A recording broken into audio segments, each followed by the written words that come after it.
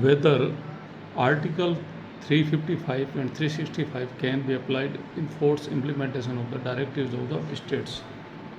It shall be duty of union to ensure that the government is every state carried on its accordance with the provision of constitution.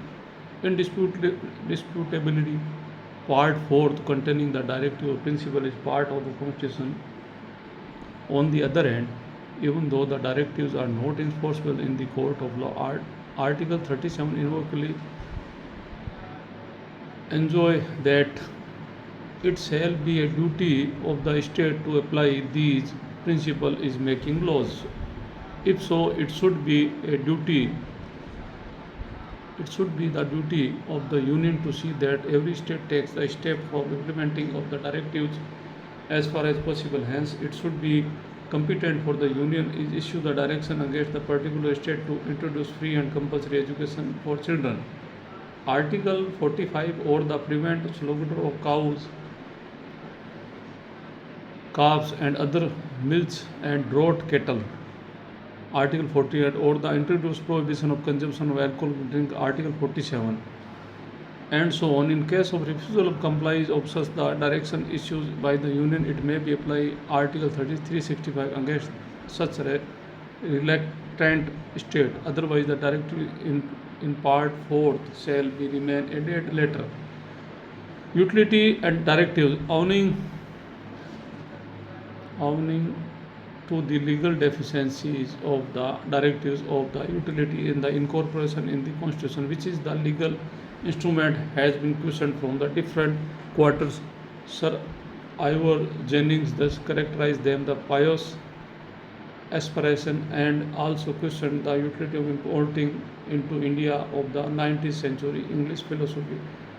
Fabian socialism without the socialism. Fabian socialism without the socialism. Professor Ware has criticized them with the stronger terms. When one pursues the term of this article, one cannot deny that it would be foolish to allow courts to concern themselves with these matters. It may be doubt whether there is any gain on balance or introduce these paragraph of generalities into the constitution anywhere at all. It is intended that the constitution should command the respect as well as affection of people.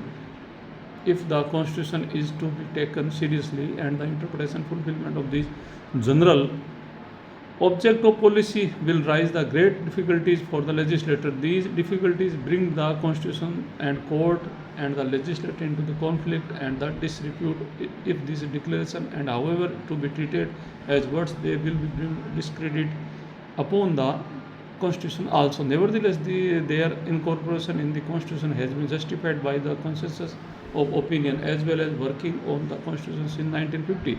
Sir B. N. Rao, who advised the division of individual rights into two categories, those which are enforceable by court and those which are not, stated that latter class which are shown in the constitution as directives were intended moral precept for the authorities of state. They have at least an educative value. These educative value is to remind those in power for the time being that the goal of the Indian polity is to introduce socialism in the economic sphere as per Panikkar, or economic democracy as distinguished from political democracy as per Ambedkar, which is simply mean one man, one vote. It reminds the authorities that they must ensure social security and better standards of sanitation and emphasize that the duty towards the women and children and the obligation towards the backward and tribal classes. Granville Austin considered these the directives to be aimed at furthering the goal of the social revolution or the foster of the revolution, establishing the condition necessary for its achievement. He explained, by establishing this positive obligation of this state, the member of the Constituent Assembly made it responsibility of the future Indian government to find a middle way between individual liberty and the public good, between preserving of property and the privileges of few and the bestowing beliefs on the many in order to liberate the power. of all men equally for contribution to the common good. 42nd and 44th Amendment. In short, the directives emphasize the amplification of the preamble that the goal of Indian polity is not less is fair but a welfare state where the state has positive duty to ensure to the citizen social and economic justice to the dignify and individual is would be served as the instrument upon all future government irrespective of the duty creed. Socialistic approach has been further emphasized by the 42nd 44th Amendment Act as pointed out earlier. Though these directives are not enforceable by the court and if the government of day fails to carry out these objectives, no courts can make the government ensure them. Yet these principles have been declared to the fundamental in the governance of the country, and the government which rests on the popular vote can hardly ignore them while shaping its polity. Again, while at the time of drafting of the constitution, the directives were considered of many as the surplus surpluses because they were not justiciable. The working of the constitution during the last few years has demonstrated the utility of these directives even in the courts. Thus, the though in the court cannot be declared a law to be invalid on the ground that in contravenes a directives principle. Nevertheless, the constitutional validity of many laws has been maintained with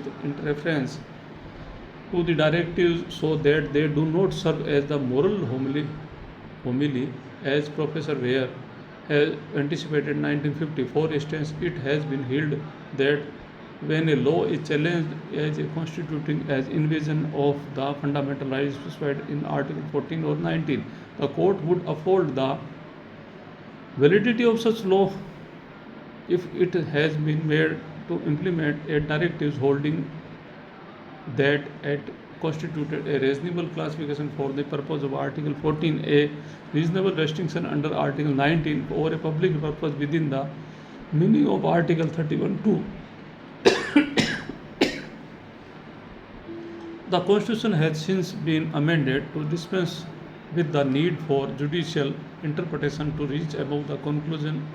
In 1971, Article 31C was inserted in the Constitution to provide that a law of implement Article 39B(c) would be immune from the limitation of imposed by the Article 14, 19 and 31. In 1976, the protection was extended by to the law give effect to any of the directives included Part 4 by the Constitution. 42nd Amendment Act. The Supreme Court has, however, resisted the extensions.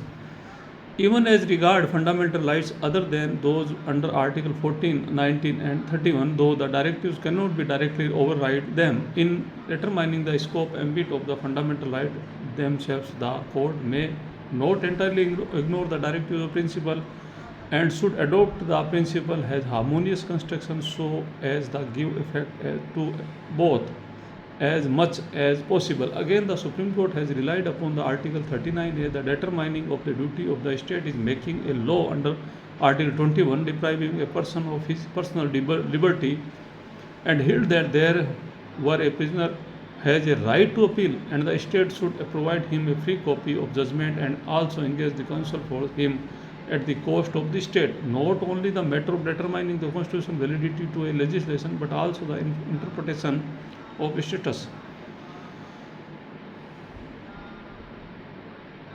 The court should be bear the mind the directives of principle are not the conflict with but complementary to the fundamental rights. The enable the state impose the certain duty upon the citizens insofar as the directives are the implement making the law ensure the maximum wages towards the worker in accordance with the directives in Article 43.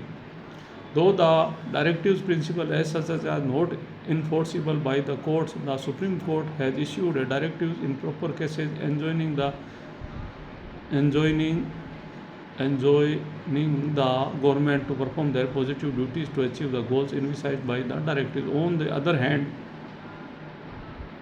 the Constitution itself has been amended successively 1st, 4th, 17th and 25th, 42nd and 44th Amendment, 1st, 4th, 7th, 20 Fifth, 42nd, 44th Amendment to modify these fundamental rights to region whose the existence of the state experience the difficulty affecting agrarian, economic and social reform which are envisaged by the directive of principle.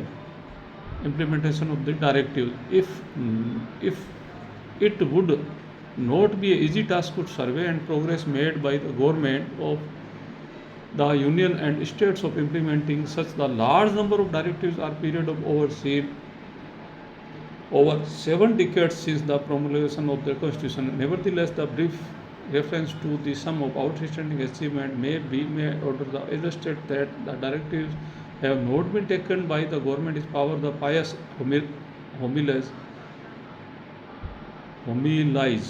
as the suppose so many they were engrafted in the constitution. The greatest progress is carrying out the directives as well as the regard Article 39b, which direct that the state should ensure that the ownership and control of the material resources of the community are so distributed to best to serve the common good as the distribution of largesse of the state to serve the common goods and many persons as possible in an agrarian country like the India. Main item of material resources no doubt agriculture. Since time of the permanent settlement, this important sources of wealth had been being largely appropriated by a group of hereditary proprietors and other intermediaries known variously in different parts of the country, such as the zamindars, jagirdar, inamdars, etc., while the actual tiller of the soil were being impoverished by the operation of various economic forces apart from high rents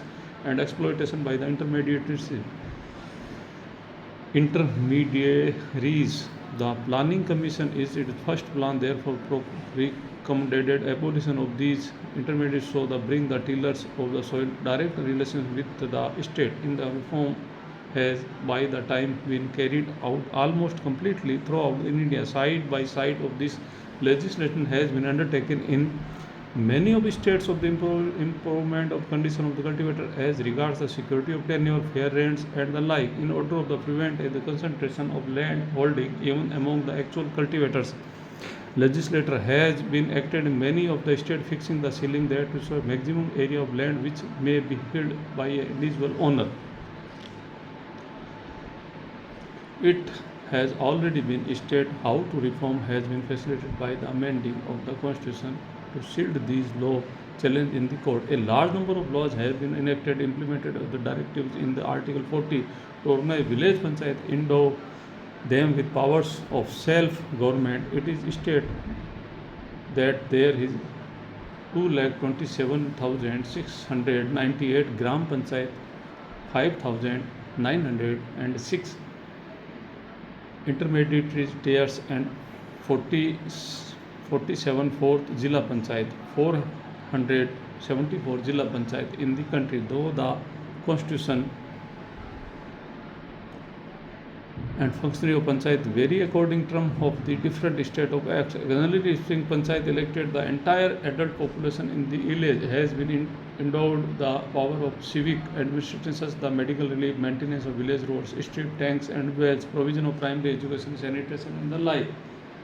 Besides civic functionaries, the Panchayat also exercise judicial power. Legal practitioners are the excluded from this village tribunal, though owning the lack of proper education, narrow mindedness and sectional interest in rural areas by system of panchayat administration is still under the controversy. After the Constitution 73rd and 74 Amendment Act, almost all the states have enacted laws vesting various degrees of powers and self-government in the hands of panchayat. For the promotion of cottage industries, Article 43, which is the state subject, central government has established several boards to help the state government in the matter of finance, marketing and like these all India Khadi and Village Industry Board, All India Handicraft Boards, All India Handloom Boards, or Small Scale Industries Board, Silk Road, Coir Board. Besides the National Small Industries Corporation has been set, the certain statutory function at the Khadi and Village Industry Commission has been set up of the development of the Khadi and village industry. The legislation for the compulsory primary education,